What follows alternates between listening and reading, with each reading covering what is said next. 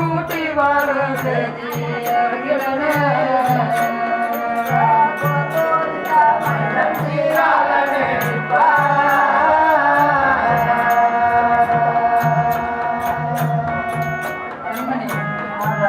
நமது மகன் சீராளன் பள்ளிக்கூடத்தில் இருப்பான். அப்பேற்பட்ட பிள்ளையை அழைப்பதற்கு எனக்கு வாய்தான் வருமா பெண்ணே?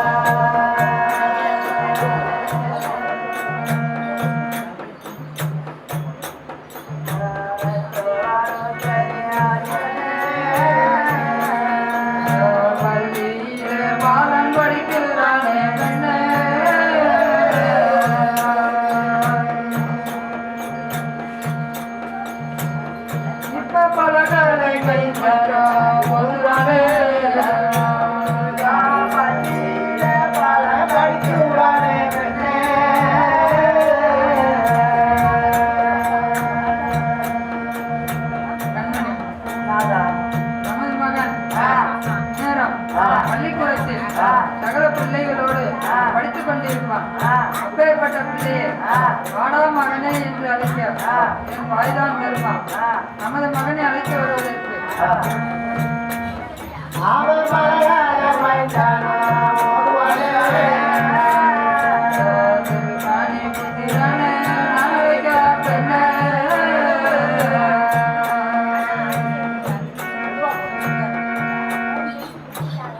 எனக்கு தெரிய சொல்வா எந்த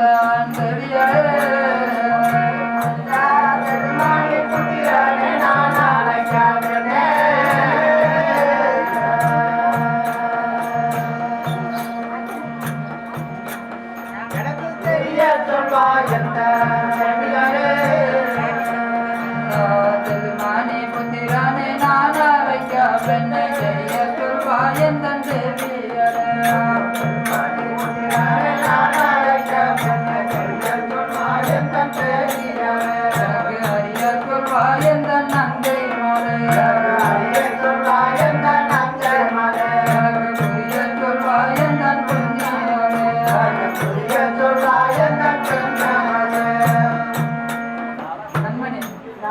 நமது பிள்ளை பள்ளிக்கூடத்தில் இந்நேரம் சகல பிள்ளைகளோடு அங்கும் இங்கும் விளையாடிக் கொண்டிருப்பான்.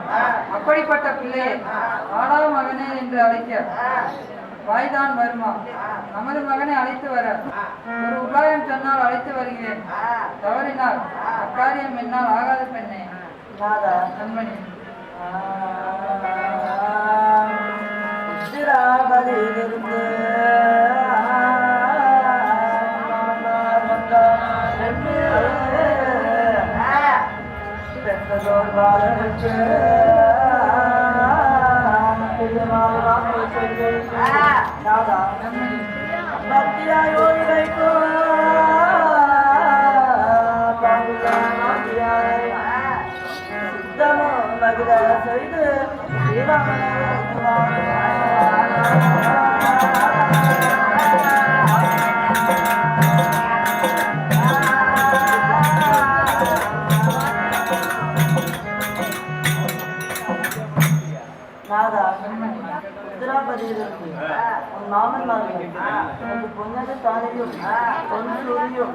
பட்டு கயிறும் பட்டாடைகளும் அது மட்டுமல்லாமல் இன்னும் ஆடை ஆபரணம் எல்லாம் வாங்கி வந்திருக்கிறார் என்று சொல்லி அது மட்டுமல்லாமல் உன் தாயானவர் மதியம் சாப்பாட்டிற்கு அழைத்து வர சொன்னார் என்று சொல்லி நல்ல உபசார வார்த்தை சொல்லி அழைத்து வந்தாங்க.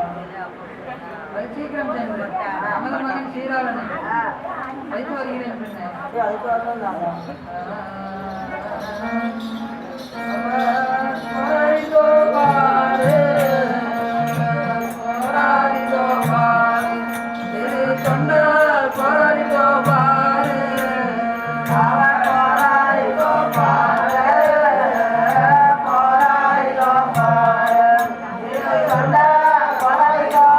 Bye.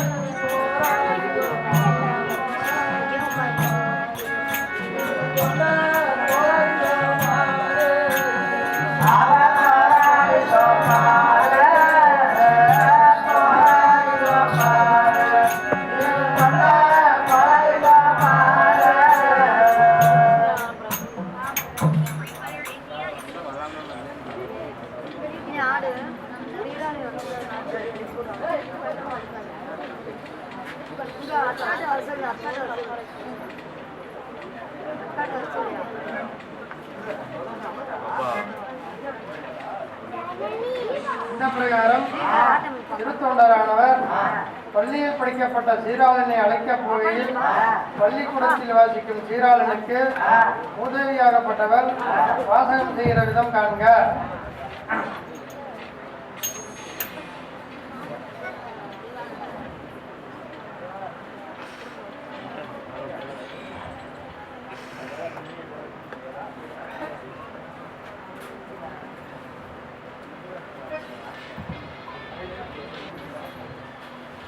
Bye.